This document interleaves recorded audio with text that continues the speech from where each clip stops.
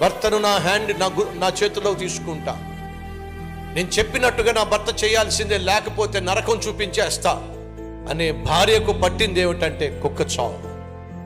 బైబిల్లో భయంకరమైన మనుషులు ఉన్నారు, కానీ వీళ్ళిద్దరూ మాత్రం భయంకరమైన భార్య భర్తలు.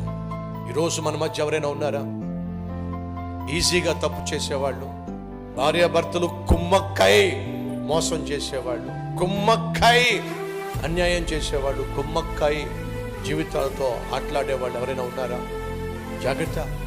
సులభంగా నువ్వు పాపం చేస్తున్నావు, సులభంగా నువ్వు తప్పు చేస్తున్నావు, ఎవరు చూడలేదు అనుకుంటున్నావు.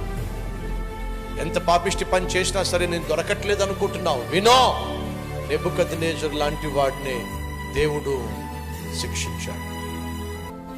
ఈరోజు ఈ సందేశము ద్వారా దేవుడు నీకు హెచ్చరిక చేస్తున్నాడు. నువ్వు సులభంగా పాపం చేయడానికి అలవాటు పడిపోయావు, నేను చూస్తున్నాను, శిక్షించబోతున్నాను. భర్తగా నీ బాధ్యతలను మర్చిపోయి జీవిస్తున్నావు, భార్యగా నీ బాధ్యతలు మర్చిపోయి జీవిస్తున్నావు.